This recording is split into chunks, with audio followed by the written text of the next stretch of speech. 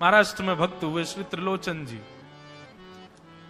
परम संत सेवी, श्री पंडरीनाथ भगवान के चरणों में ही रहते थे।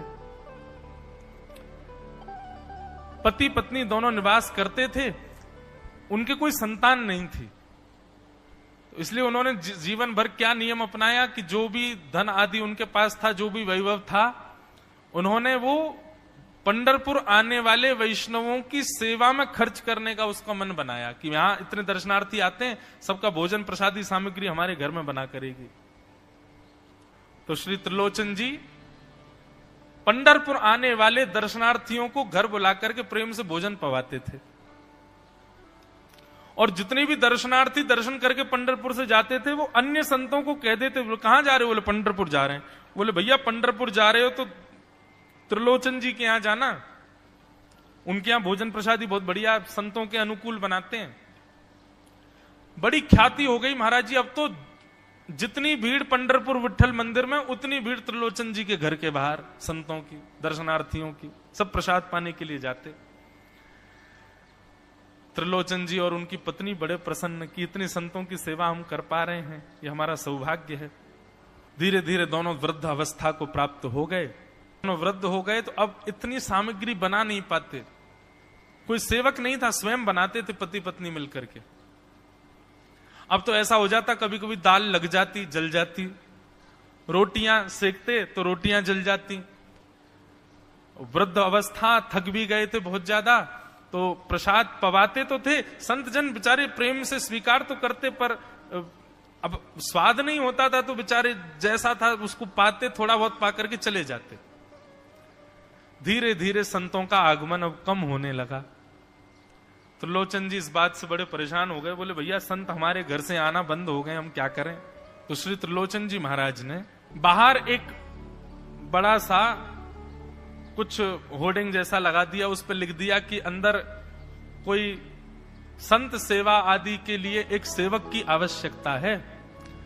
अगर किसी के अंदर सेवा भाव हो तो वो आकर के भीतर संपर्क करे। सेवा, ब्रजवासी सेवा, गौ सेवा, इन सब सेवाओं के प्रकल्प में यदि आप सेवक की कामना करोगे तो कहीं ना कहीं किसी ना किसी रूप में ठाकुर जी आएंगे सेवा के लिए। त्रिलोचन जी ने बाहर लिख दिया कि भाई संत सेवा के लिए सेवक की आवश्यकता है, यदि कोई सेवा भावी सेवा करना चाहता है तो भीतर आके संपर्क करे। अब यह बोर्ड पढ़ लिया हमारे श्री पंडरीनाथ भगवान ने, और श्री विठल भगवान एक छोटे से बालक का रूप धारण करके त्रिलोचन जी के यहां पहुंच गए। त्रिलोचन जी के यहां पहुंचे, त्रिलोचन जी बैठे थे। बोले साहब जी, आपने बाहर लिख रखा है संत सेवा के लिए यदि कोई इच्छुक हो तो भीतर आके संपर्क करे, मुझे सेवा करनी है। त्रिलोचन जी और उनकी पत्नी देखें, बोले कितना छोटा सा बालक है, कितना प्यारा है, ये तुम्हारे माता पिता नहीं है? बोले होंगे तो पता नहीं, मुझे तो पता नहीं, मैंने कभी देखा नहीं अपने माता पिता को, मैं अकेला ही हूं, ना मेरे कोई भाई है, ना कोई मेरे मित्र है, ना मेरे कोई बंधु है, ना मेरे माता पिता, मैं अकेला ही हूं। त्रिलोचन जी की पत्नी को तो इतनी दया सी आ गई, अरे राम राम, बेचारा अकेला बालक है। अच्छा चलो ठीक है, तुम यहां सेवा कर लेना, लेकिन कुछ नियम है उनको सुन लो। सबसे पहले तो अपना नाम बताओ, तुम्हारा नाम क्या है? विठल भगवान ही थे, वो तो छोटे से बालक के रूप में गए थे। बोले मेरा नाम है अंतर्यामी। त्रिलोचन जी बोले नाम सुनकर के तो ऐसा लगता है जैसे सच में अंतर्यामी है क्या?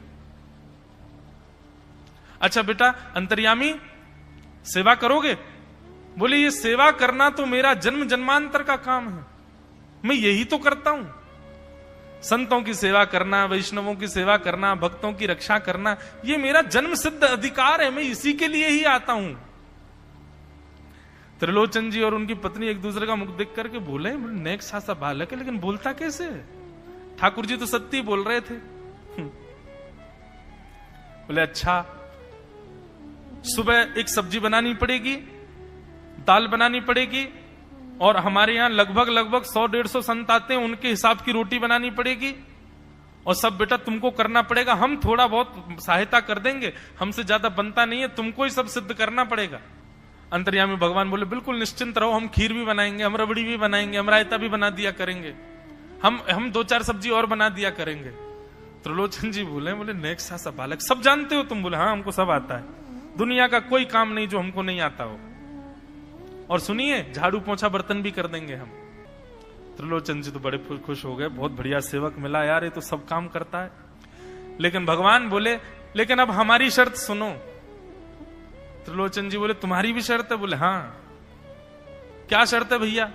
बोले हमारी पहली शर्त यह है कि हम दुनिया को बना के खिलाएंगे, लेकिन हमको आपको बना के खिलाना पड़ेगा। हम अपने हाथ का बना नहीं पाते, हम आपके हाथ का बना। और ये वास्तविकता है, ठाकुर जी पूरी दुनिया को पवाते हैं, लेकिन स्वयं भक्त के हाथ से बना ही पाते हैं। ठाकुर जी बोले हम सारे संतों को बना के पवाएंगे, लेकिन हम अपने हाथ का बना नहीं पाते, आपको हमारे लिए बनाना पड़ेगा। त्रिलोचन जी की पत्नी बोली छोटा सा बालक, इसका आधे हाथ का तो इसका पेट है, एक रोटी में झिक जाएगा ये, इसके लिए मैं बना दिया करूंगी। ठीक है लला, तू बिल्कुल चिंता मत करो, तुम्हारे लिए भोजन हम बना दिया करेंगे। हमारी एक शर्त और सुन लीजिए। बोले क्या? हम कितना भी खाएं हमको टोकना नहीं कभी कि इतना क्यों खा रहे हो। त्रिलोचन जी बोले भैया हम क्यों टोकेंगे, तुम बढ़िया 2-3 रोटी खा लिया करना। बोले 2-3 रोटी तो हमारी दाढ़ में छुप जाती है कहीं पर, हम तो प्रेम से पाते हैं। बस आप लोग ये नियम याद रखना, आप कभी ये मत कहना कि इतना क्यों खा रहे हो। और सुनिए एक बात, अगर हमारे सामने कही तो अपराध बनेगा ही, आपका नियम टूटेगा ही। किसी और से जाकर के यदि आपने कह दिया कि बहुत खाता है, क्या बताएं, तो हम उसी दिन अंतर ध्यान हो जाएंगे, उसी दिन आपका घर छोड़ के चले जाएंगे, फिर दूरते रहना सेवक। त्रिलोचन जी बोले हम क्यों कहेंगे भैया, हम तो कभी नहीं कहेंगे, हम दोनों तुमको वचन देते हैं, तुम प्रेम से रहो, सबका सेवा करो, हम कभी नहीं कहेंगे कि इतना खाता है। भगवान बोले तो ठीक है, फिर कल से सेवा शुरू। अगले दिन महाराज त्रिलोचन जी और पत्नी उठे सवेरे ब्रह्म मुहूर्त में, देखा तो महाराज भीतर ही ठाकुर जी बढ़िया अपनी कमर कस करके, सिर पर ढांटा बांध करके, मुंह पर कपड़ा लगा करके और कढ़ाई में लिए चला रहे हैं, बना रहे हैं दाल। एक हाथ से दाल बना रहे हैं, फिर दौड़ के जाते हैं दूसरी कढ़ाई पे, वहां पर खीर बना रहे हैं, फिर कहीं जाते हैं वहां पूड़ी उछाल उछाल करके धर रहे हैं। त्रिलोचन जी और उनकी पत्नी देख रहे खड़े खड़े, अकेले ठाकुर जी सब बना रहे हैं, नेक्सा सा बालक। 8 बजे से संतों की जमात आनी प्रारंभ हो गई, सुबह के समय हो गया। महाराज अकेले ही पत्तल लेकर के दौड़ते हैं, सारे संतों को पत्तल बांटे आते हैं, फिर अकेले ही सामग्री लेकर के जाते हैं और लेकर के सबको बांटते हैं। त्रिलोचन जी कोई सामग्री लेके जाए तो ठाकुर जी बीच में ही आ जाते हैं, बाबूजी आप जाके बैठो, मैं बांट रहा हूं ना, आप उठ के मत आओ, आप उठ के आओगे सब फैल जाएगा, मैं कर रहा हूं ना सब। अकेले ठाकुर जी, अकेले अंतर्यामी भगवान सब कर रहे थे। और त्रिलोचन जी और उनकी पत्नी बड़े प्रसन्न, जय हो विठोबा, तेने तो भैया ऐसा लगे साक्षात तुम ही आ गए हो, कितनी कृपा हो रही है, देखो कैसा सेवक मिला है। हमें भली संतान नहीं दी ठाकुर जी ने, लेकिन ऐसा सेवक दिया है जिससे परिपूर्ण आनंद हो गया है। संतों की भोजन प्रसादी हुई, महाराज खूब प्रेम से सब संतों को पवाया, संत भी सब वाहवाही करके गए, बोले वाह त्रिलोचन जी आपके यहां खूब बार पाया, लेकिन आज जैसा प्रसादी हमने कभी नहीं पाई। त्रिलोचन जी बड़े प्रसन्न। सब संत चले गए, भगवान तुरंत पोंछा लिया है, पूरे फर्श को मार्जन कर दिया, सब बिल्कुल सारी दरी वरी समेट करके रख दी, सब पत्तल आदि सबको व्यवस्थित कराए, सारे बर्तन मांज करके धर दिए, सब बिल्कुल व्यवस्थित करके, और आकर के ठाकुर जी सामने बैठ गए। मैया अब सेवा हमारी तो पूर्ण हो गई, अब हमारी पेट पूजा करो, अब आप लगो रसोई में, हमारे लिए बनाओ। वो तो इतने भाव में आ गए, अरे मेरे लाला मैं अभी बना के लाती हूं। सुंदर सुंदर सब्जी बनाई, सुंदर रोटी बनाई, सुंदर खीर बनाई, थोड़ी थोड़ी एक एक दोना, 2-2 दोना मान लो सब्जी बनाई, 2-2 दोना खीर बना दी, 10-5 पूड़ी बना दी, ठाकुर जी की बढ़िया थाली लगाई, थाली लगा करके सामने धर दी। अंतर्यामी भगवान बैठ गए, प्रेम से पाने लगे, पाते जाए महाराज, वो तो खाते जाए, खीर उठा करके पी जाए, सब्जी उठा के पी जाओ, और लाओ मैया भूख लगी है जल्दी लाओ। 10 की 10 पूड़ी एक बार में चट और लेकर के आई, बेचारी देती गई, 10 की पूड़ी और धरवा ली, फिर उनको भी पा गए। अब मैया ने इतनी सामग्री बनाई थी, बोले मैया भूख लगी है जल्दी जाओ, आटा मारो, फिर से सेको, बढ़िया लेके आओ सामग्री, आपसे हमने कही थी कि आपको हमको पवाना पड़ेगा। नहीं बेटा तू बिल्कुल बैठो रहे। अरे भैया मुझे तो लगी नेक्स्ट सो पेटया को, ये तो कुआ है पूरा, कितना डाल दो भरे कोई ना। महाराज आटा मारते मारते शाम हो गई। शाम तक ठाकुर जी पाते ही रहे और खूब पेट भर के पाया महाराज। एक आसन पर अखंड 4 घंटा बैठ करके भोजन किया और भोजन करने के बाद ठाकुर जी बोले ठीक है सेठ जी, अब आओ, लाओ तेल ले आओ, आपकी नक मालिश कर दूं, आपकी नक सेवा कर दूं, आप थक गए होंगे। त्रिलोचन में नहीं इसकी नहीं क्यों नहीं है, तेल लेकर के उनकी मालिश भी कर दें।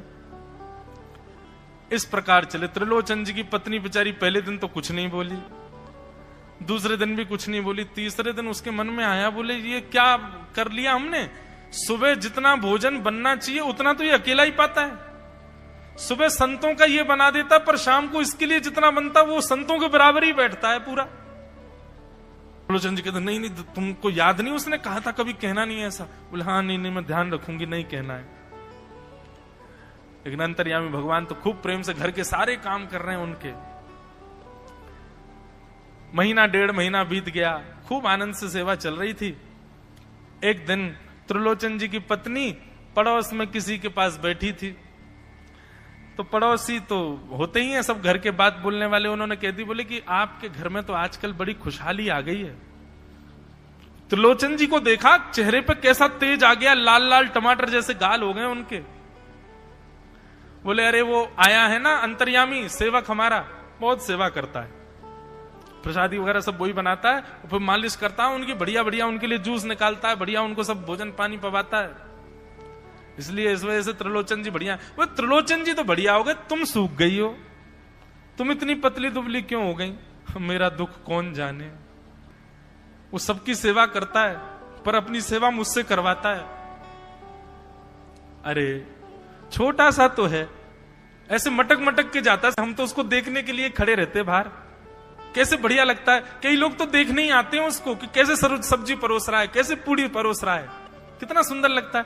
छोटा सा तो है, उसकी क्या सेवा करनी पड़ती है। अरे बहन तुम क्या जानो, 2, 4, 5, 10 किलो आटे की कब कब में रोटियां पूड़ियां खा जाता है चपेट करके, कोई पता नहीं चलती, पेट है कुआ है समुद्र है क्या है पता नहीं चलता है। इतना खाता है, इतना खाता है, इतना खाता है। 4 घंटे की समाधि पर बैठता है एक साथ, थाली नहीं थाल लगाना पड़ता है उसके लिए, इतना खाता है। जैसे ही कहा इतना खाता है, ठाकुर जी अंतर ध्यान हो गए। शाम का समय, त्रिलोचन जी रोज शाम होते ही बैठते थे, थोड़ी देर कुछ चर्चा आदि करते थे भक्तों की। त्रिलोचन जी ने बुलाया, अंतर्यामी, ओ बेटा अंतर्यामी कहां हो, जल्दी आओ, चलो शाम हो गई है, थोड़ी देर बैठे कुछ सत्संग करें, कीर्तन करें। अंतर्यामी नहीं आए। पूरे घर में खोज लिया, ठाकुर जी नहीं मिले। रसोई घर में खोज लिया, ठाकुर जी नहीं मिले। पड़ोसियों से पूछ लिया, नहीं मिले। सब्जी मंडी देख आए, ठाकुर जी नहीं मिले। पूरा पंढरपुर देख लिया, लेकिन ठाकुर जी नहीं मिले। त्रिलोचन जी बड़े उदास हो गए, पत्नी से कहने लगे, पता नहीं कहां चला गया, कहां गया होगा पता नहीं। देवी तुमने उससे ये तो नहीं कह दिया था कि इतना क्यों खाते। बोले नहीं मैं तो कान पकड़ती हूं, मैं कभी नहीं कहती उससे। बोले किसी और से तो नहीं कहा था ना तुमने, क्योंकि उसने वचन दिया था ऐसा कहोगे तो मैं चला जाऊंगा। बोले हाँ आज एक गलती हो गई, पड़ोसी के पास बैठी थी, उससे बात करते करते मेरे मुख से गलती से निकल गया कि अरे उसके लिए तो बहुत बनाना पड़ता है, 10 किलो आटा खा जाता है, इतना खाता है, तो निकल गया था। समझ गए। बोले ओहो इसीलिए चला गया, उसको पता चल गया कि तुमने कह दिया है तभी चला गया है। त्रिलोचन जी और उनकी पत्नी दोनों श्री पंडरीनाथ भगवान मंदिर के दहली पर जाकर के बैठ गए। जाकर के ठाकुर जी के आगे हाथ फैला करके कहने लगे, बोले नाथ, हे पंडरीनाथ, आपने हमको संतान नहीं दी, पुत्र नहीं दिया, पुत्री नहीं दी जीवन में, हमने कभी उसकी अपेक्षा नहीं की, हमने कभी आपसे शिकायत नहीं की कि हमको संतान क्यों नहीं दी है। पर नाथ, एक सेवक हमारे जीवन में आया, और जब से वो सेवक आया हमारे यहाँ संतों की सेवा होने लगी, हमारे यहाँ कीर्तन होने लगा, हमारे यहाँ सत्संग होने लगा, हमारे यहाँ खूब आनंद की उमंग होने लगी।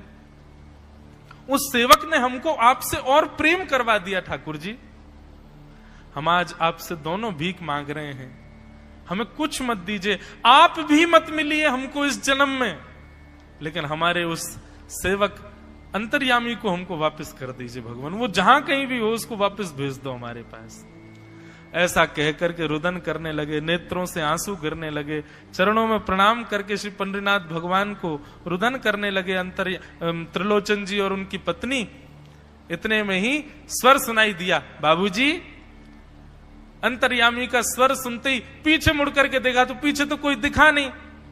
अरे इधर देखिए, पीछे कहां देख रहे हैं? वापस से पंडरीनाथ भगवान की ओर देखा तो श्री पंडरीनाथ भगवान की जगह ही अंतर्यामी बालक खड़ा हुआ है, सामने खड़े होकर के उनको आशीष दे रहा है।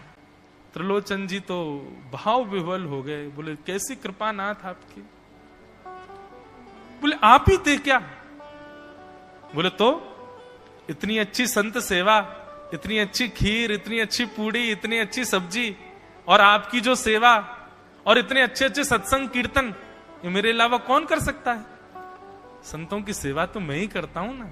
आपने संत सेवा के लिए सेवक मांगा था, इसलिए मैं ही आपके यहां चल करके आ गया। और श्री त्रिलोचन जी पर अद्भुत कृपा करके भगवान ने उनको कृतार्थ किया।